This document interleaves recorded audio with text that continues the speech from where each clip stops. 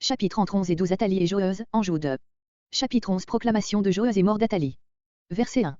Athalie, veuve de Joram et mère d'Achazia, roi de Jude, fille d'Achabé et de Jézabel, roi et reine d'Israël, avait pris les rênes du gouvernement en l'absence de son fils, le roi Achazia. Se leva. Ce terme indique ici une résolution subite, prise avec emportement. Fit périr. C'étaient ses propres petits-fils, les enfants d'Achazia. Pourquoi ce massacre? Jéhu avait fait périr toute sa famille au nom de Jéhovah, dans sa fureur elle veut exterminer jusqu'au dernier reste de la famille de David, dont on disait que Jéhovah l'avait mise sur le trône et lui avait promis de l'y maintenir à perpétuité. Il s'agissait pour elle de se venger de l'Éternel, en faisant mentir ses promesses. Jusqu'ici cette promesse-là s'était remarquablement réalisée, tandis qu'en Israël plusieurs dynasties s'étaient rapidement succédées, la famille de David s'était perpétuée en Jude. On a cherché d'autres motifs à ce massacre contre nature, ils ne soutiennent pas l'examen. Les liens de l'affection maternelle n'étaient rien pour cette femme à côté de la satisfaction impie qu'elle cherchait dans cette vengeance. Verset 2.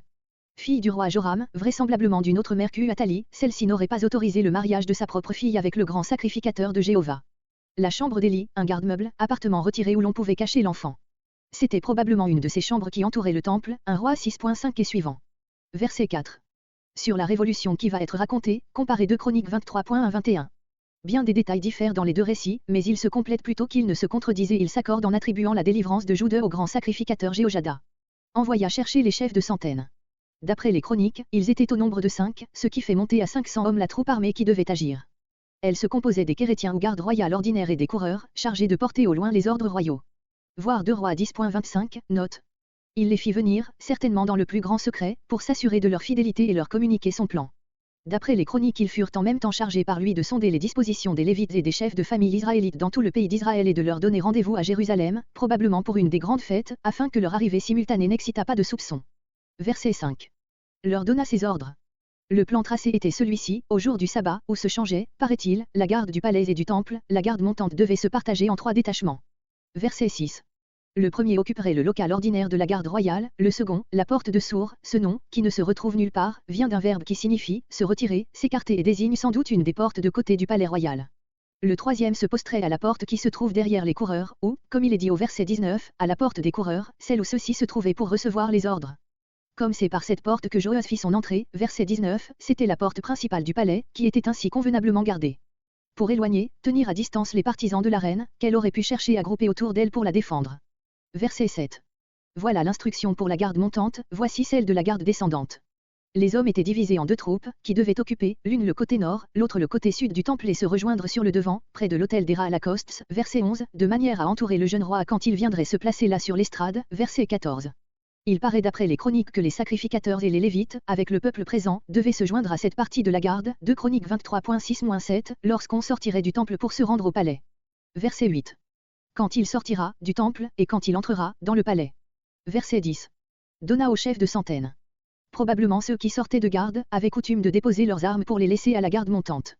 Mais cette fois-ci ils devaient rester en activité de service et on les arma de la sorte. Les chefs des 3 tiers de la garde montante et ceux des 2 divisions de la garde descendante étaient sans doute les 5 dont parlent les chroniques. Nous avons donné de ce passage l'interprétation qui nous paraît la plus naturelle, on en a donné d'autres très différentes. Ainsi on a pensé qu'il s'agissait uniquement du temple et de la troupe des Lévites et des sacrificateurs qui y faisaient le service et changeaient à chaque sabbat. Ce sens conviendrait sans doute au récit des chroniques, mais il est incompatible avec celui du livre des rois, comparez les expressions, chef de centaines, et la garde de la maison du roi, verset 5, qui ne peut signifier, la garde du temple du côté de la maison du roi, enfin la mention des coureurs, verset 11. Verset 11. L'angle méridional, celui du sud-est. L'angle septentrional, celui du nord-est. Ils formaient les 2 coins de la façade orientale du temple. Autour du roi. Il devait, lorsqu'il sortirait de sa retraite, se trouver entouré par ses 2 et 2 soldats. Verset 12. Le témoignage. Pendant qu'on posait le diadème sur sa tête, on remit entre ses mains le décalogue qui dans Exode 16.34, Exode 25.21 est appelé le témoignage, comparé Deutéronome 17.19, note. Verset 13. Et du peuple. Il faut comprendre aussi dans cette expression les Lévites, dont il est parlé dans les chroniques. Verset 14. Sur l'estrade. Salomon avait fait établir une tribune, 2 Chroniques 6.13, qui se trouvait devant l'autel des Ra-Alakosts, plus rapproché du parvis extérieur où le peuple était assemblé.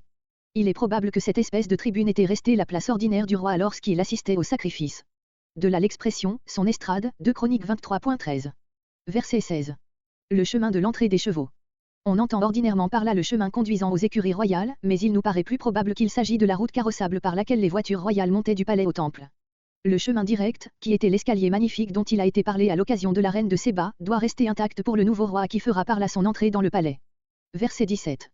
Jéhojada renouvelle par un serment, accompagné sans doute d'un sacrifice, le contrat qui unissait l'Éternel au peuple et à son roi et le contrat subsidiaire qui unissait le peuple au roi, représentant de la souveraineté divine. Verset 18. Matan. Comme il périt seul, on peut en conclure que le clergé de Béol n'était pas nombreux en Jude. Verset 20. La facilité avec laquelle s'opéra cette révolution, prouve que la souveraineté de la maison d'Onri et le culte phénicien n'avaient pas pris racine dans le peuple de Jude.